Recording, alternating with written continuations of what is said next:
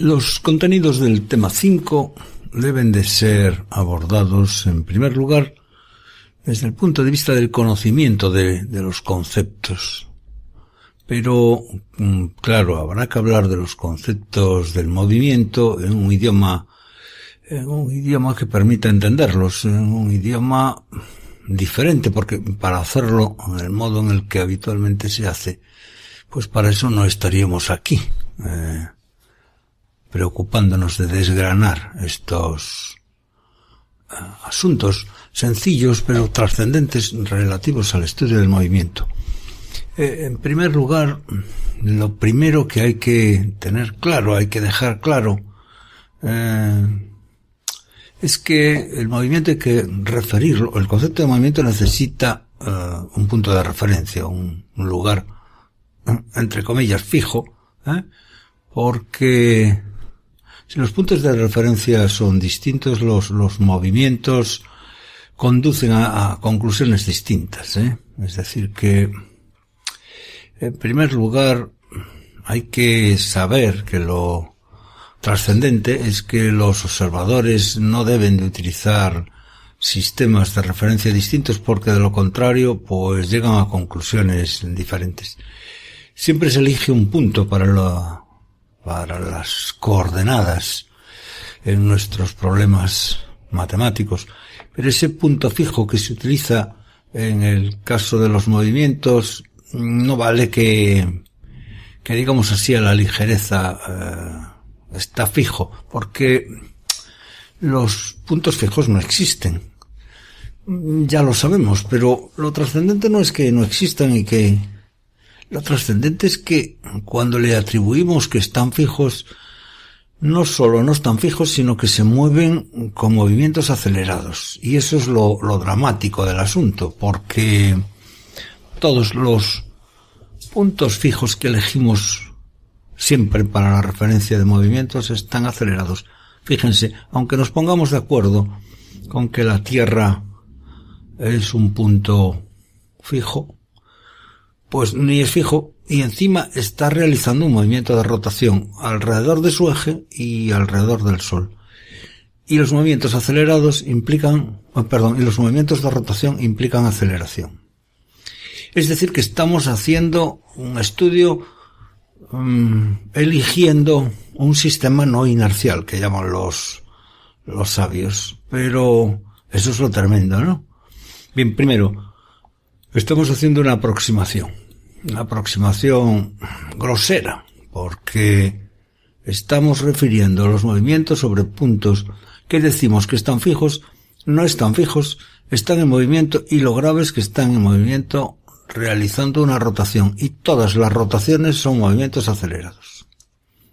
Aclarado eso, vamos a decir que, como no tenemos más remedio, pues nosotros suponemos que el punto está fijo, que se mueve con velocidad constante, que no es cierto, y hablamos del cambio de posición, utilizando un procedimiento que hasta ahora no habíamos empleado.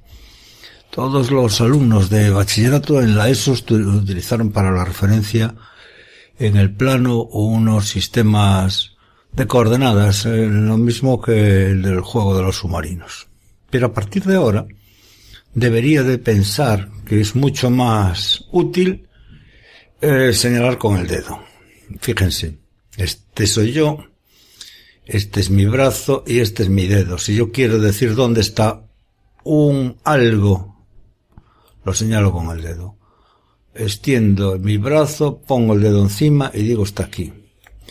Y si al cabo de un tiempo el móvil está en otro sitio, me alargo mi brazo, pongo el dedo y el móvil está aquí. Esto que estoy diciendo con estas palabras realmente es mejor expresado, indicando que se dibuja un vector de posición que tiene su origen, el origen de coordenadas, y su extremo en el punto. Y esos dos vectores son distintos, porque uno es R y otro es R'. Y el cambio del vector viene indicado por un vector, un tercer vector, diferencia de los dos, que tiene su origen en A y su extremo en B. O sea que a partir de ahora diremos que el cambio de posición de un móvil se expresa, se indica, se dice mejor que de ningún otro modo mediante un vector de posición que tiene su origen en A y su extremo en B. Perdón, un vector de desplazamiento que tiene su origen en A y su extremo en B, cuando el vector de posición era R y cuando el vector de posición era R'. Pues esta es la manera que tiene la ciencia de expresar el cambio de posición. Primero elegir un punto y discutir sobre él estos asuntos que hemos dicho. Y luego dibujar un vector de posición, otro vector de posición y restarlos, porque si se fijan, A, B es el vector diferencia entre R' y R. Es importante saber también que cuando yo defino este cambio de posición de A a B, nada he dicho sobre el camino que ha seguido el punto A para alcanzar la nueva situación B. Puede haber ido por aquí. Puede haber ido por aquí. Puede haber ido por aquí y volver aquí. Puede haber ido aquí a la derecha. Es decir, el principio y el fin del movimiento vienen señalados por el punto A y el punto B. Esos tirabuzones que yo he dibujado son desplazamientos, son caminos recorridos, pero no son el vector de desplazamiento. Y yo la posición de un móvil la voy a referir mediante el vector de posición y lo que ha cambiado su posición mediante el vector desplazamiento. Me interesa que quede claro el que es un vector porque a continuación voy a decir que la rapidez con la que ha cambiado de posición es el cociente entre el vector desplazamiento y el tiempo que ha transcurrido en ese cambio. Y de esa manera voy a hacer nacer un nuevo concepto que es el concepto de velocidad, como consecuencia de dividir el vector desplazamiento por el tiempo. Y como los matemáticos siempre me dicen que un vector dividido por un escalar es un vector, pues he definido a la velocidad en razón de que es el cociente entre un vector y un tiempo. Y eso es una magnitud vectorial, porque nace así, porque su padre es un vector desplazamiento. Después de haber definido formalmente a la velocidad, conviene detenerse un momento para aclarar, si cabe, un poco más una cuestión que a veces nos enreda a la hora de estudiar la idea de velocidad. Recuerden, hemos definido un vector de desplazamiento, aquí dibujado como incremento de R, resultado de restar dos vectores de posición que indican la posición del móvil al principio y al final. Nada hemos dicho en este discurso acerca del camino recorrido por el móvil, que puede ser el que está aquí dibujado, puede ser cualquier otro que yo dibujo ahora, puede ser cualquier otro. El camino recorrido no tiene nada que ver con el vector de desplazamiento. El camino recorrido es la longitud en metros de ese camino recorrido. Para cada uno de los caminos que yo he dibujado y el que está aquí representado, para cada uno de esos caminos hay una longitud en metros de ese recorrido, que dividido por el tiempo sería una velocidad media sobre la trayectoria, que es como tendría que apellidarse a esa velocidad. Y es esa velocidad a la que casi siempre nos referimos en la vida cotidiana. Hasta tal extremo nos olvidamos que el concepto de velocidad es otro, que cuando vamos desde Santiago a Vigo y volvemos, nos atrevemos a hablar de un recorrido, una velocidad, y si lo pensamos desde nuestra definición de velocidad, llegaríamos a la conclusión de que no nos hemos movido. Recuerden, pintaríamos un vector de posición cuyo origen estaría donde fuere, y su extremo estaría en Santiago. Y luego, después de finalizar el recorrido, el vector de posición también tendría su extremo en Santiago. De acuerdo con el concepto formal serio de velocidad, no habría lugar a un vector incremento de R, porque el vector R sub 0 y el vector R tendrían el principio, coincidirían. En consecuencia, desde el punto de vista que estamos diciendo, no habría velocidad. Por lo tanto, recordemos esto para que podamos distinguir el concepto serio de velocidad como consecuencia de el cociente entre el vector desplazamiento y el tiempo, y el concepto de velocidad de la vida cotidiana, que es velocidad media sobre la trayectoria, en donde no decimos ninguna otra cosa, y como ven, incluso en situaciones un tanto peculiares, claro, llegan a la conclusión de que en un caso hay una velocidad y en el otro caso pues no habría vector de desplazamiento y realmente no habría movimiento, claro. Lo dicho hasta aquí, que no fue más que una reflexión sobre el vector de posición, pues ya nos ha permitido definir la velocidad, porque ya hemos hablado del concepto de velocidad. Ahora lo podemos resumir formalmente, que es como hacen las ciencias después de haber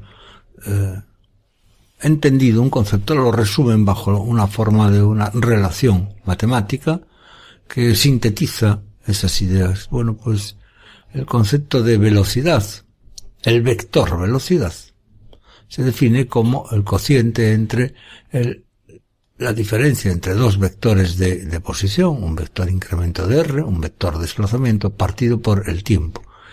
Y como los matemáticos siempre me dicen que cuando yo divido una magnitud dirigida por una magnitud vectorial por una magnitud escalar, obtengo una magnitud vectorial, y por eso la velocidad es una magnitud dirigida, porque nació de restar dos vectores de posición, es un vector porque sus progenitores son vectores, y el cociente entre un vector y un escalar es un vector.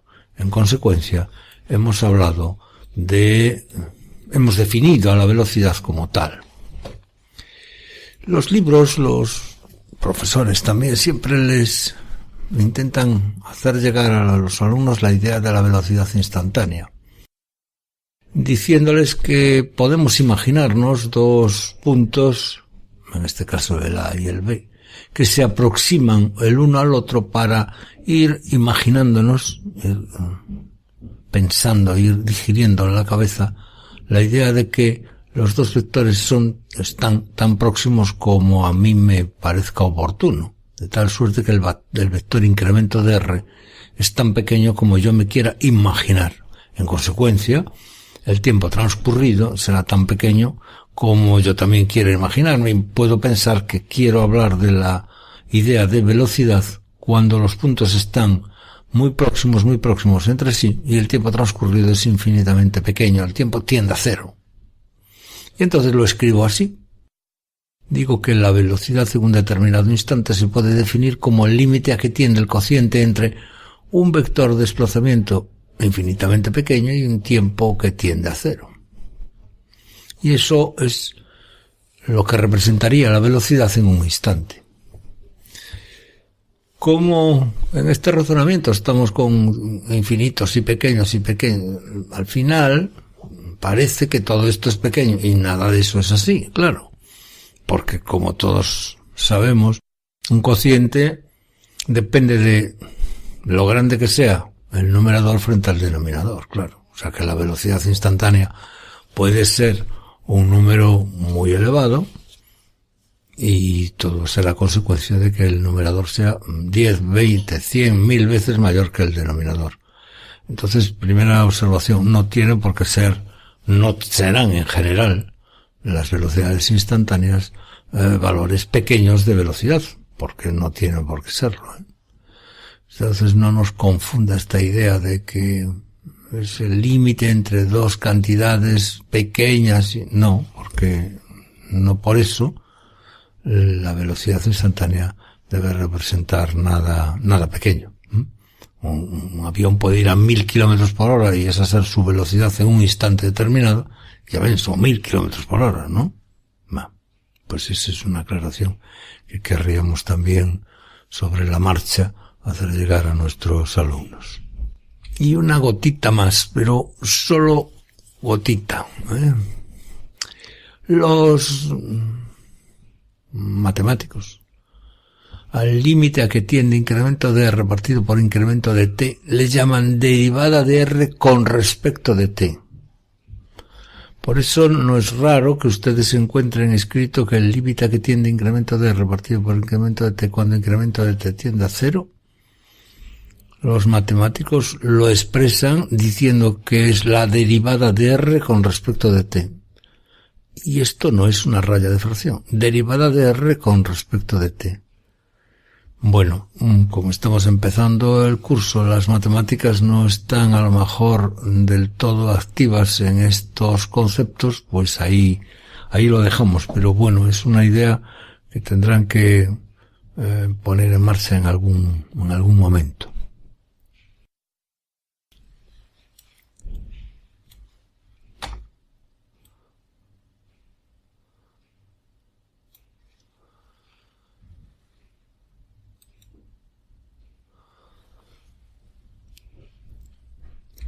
Y después de entendido el concepto de velocidad, el concepto de aceleración es también muy sencillo de entender. Recuerden, la velocidad tenía unos progenitores que eran unos vectores de posición. Bueno, pues ahora, fíjense, un móvil describe una trayectoria curva, la que fuere, Hemos pintado su velocidad en un instante y en otro instante. Y como ven, el vector velocidad ha cambiado de dirección, porque los vectores velocidad, por lo que hemos dicho antes, así sin querer, hemos dicho que son la derivada de R con respecto de t, son las tangentes a la curva, porque los matemáticos esto nos lo explican de forma constante. Bueno, decía, por eso los pinto así, claro, No se me ocurre pintar los vectores de velocidad de cualquier manera, sino tangentes a la curva, porque por lo que acabo de decir, para los matemáticos esa derivada de R con respecto de t es la tangente a la curva. Bien, decíamos, la velocidad en un instante sube, la velocidad en otro instante sube prima, y aunque esas dos velocidades tuviesen el mismo tamaño, que aquí ya no lo tienen, este es un poco mayor que esta, aunque tuviesen el mismo tamaño, se podrían restar. Porque fíjense, aquí están v y v', una más grande que la otra, las he restado y me da un vector incremento de v. Y aquí v y v segunda tienen el mismo tamaño, las he restado y me da un vector diferencia. Es decir que no hay forma de que en una trayectoria curva la velocidad permanezca constante. Porque siempre hay un vector diferencia. Siempre es posible restar dos vectores velocidad, aunque sean iguales, y obtener un vector diferencia. Y la aceleración se define como el cambio que experimenta la velocidad en cada unidad de tiempo. Y el cambio, ya lo ven, es este. Ha pasado de v a v segunda. El cambio es este. Ha pasado de v a v prima. El cambio es este. Hay aceleración aquí y hay aceleración aquí. Siempre hay aceleración. O sea que en los movimientos en los que la velocidad cambia, tanto de tamaño como de dirección, y los movimientos curvilíneos cambia, siempre hay aceleración. ¿Qué quiere decir esto? Quiere decir que para que la velocidad permanezca constante, para que no haya aceleración, la trayectoria tiene que ser una línea recta. Por eso nuestros libros siempre han hablado de un movimiento rectilíneo y uniforme. Rectilíneo y uniforme, porque no hay forma de que el movimiento, cuanto su trayectoria no sea una línea recta, no hay forma de que su velocidad permanezca invariable. Cuando es una curva y el vector velocidad no cambia más que en dirección, solo cambia en dirección, ya ven, v sub 2 sigue siendo v sub 2. Vamos a restarlas, esas dos velocidades, en un instante y en otro instante. Fíjense, el vector diferencia es este, el vector incremento de v. Es un triángulo isósceles porque v sub 1 y v sub 2 son iguales. Bueno, aquí podía poner v sub 1 y aquí se ha puesto ahí v sub 1 y aquí. Bien. Ahí parece un despiste de unos y doses. Bien. Miren, al restar estas dos velocidades que son iguales de tamaño pero de distinta dirección, se obtiene un vector diferencia, que es un triángulo isósceles y que origina un vector incremento de v dirigido hacia el centro. No ocurrirá lo mismo si uno de ellos es más grande que el otro, claro. O sea que en las trayectorias curvas hay siempre aceleración y aunque el módulo de la velocidad permanezca constante, hay un vector diferencia que origina una aceleración que por estar dirigida hacia el centro le llamamos aceleración normal o centrípeta, dirigida hacia el centro de la trayectoria.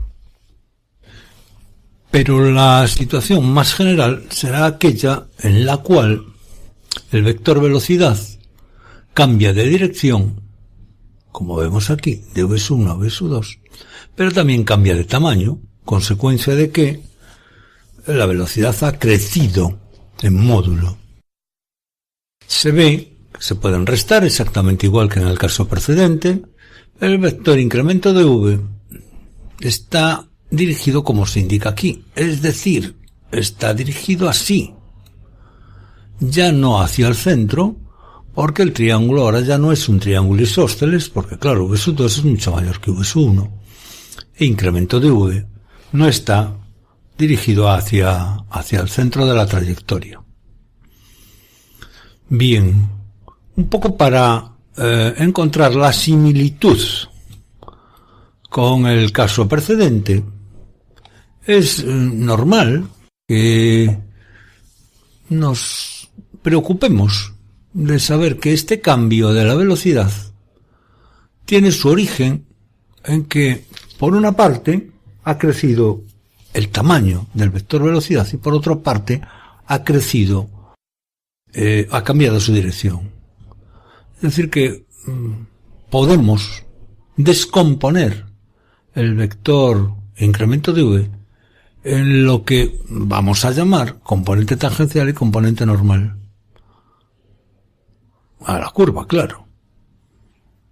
Vemos pues que, al menos en nuestra cabeza, una parte de este vector tiene su origen en que la velocidad ha cambiado de dirección y otra parte tiene su origen en que ha cambiado de tamaño el vector.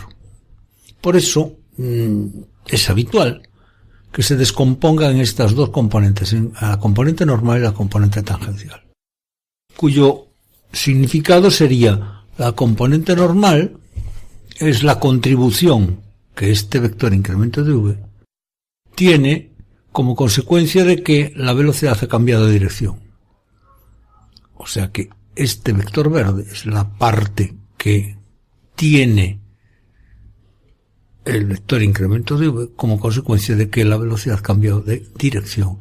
Y esta parte, esta componente del vector incremento de v es consecuencia de que la velocidad ha cambiado de tamaño, se hizo más grande.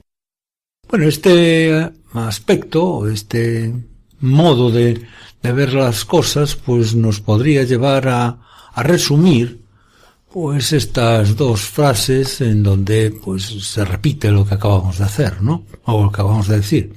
O sea que como la trayectoria en estos movimientos a lo largo de curvas, que nosotros elegimos una circunferencia como curva modélica, pero no por otra razón más.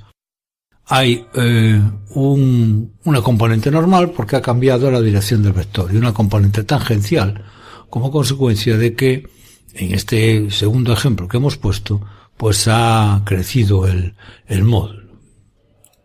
Y con este complemento, podríamos decir así, de las componentes intrínsecas del vector de aceleración, pues terminamos estas explicaciones relativas a los conceptos, que si son bien entendidos, tanto el concepto de velocidad como el concepto de aceleración, nos pueden permitir avanzar en la unidad siguiente o en la segunda parte de esta unidad dedicada al estudio de los movimientos. Nos pueden permitir pues entender bien los movimientos uniformes, los movimientos acelerados y la composición o la superposición de movimientos, que es lo que pretendemos que lleguemos a alcanzar en la segunda parte del próximo documento sonoro. Nada más y muchas gracias por escucharnos.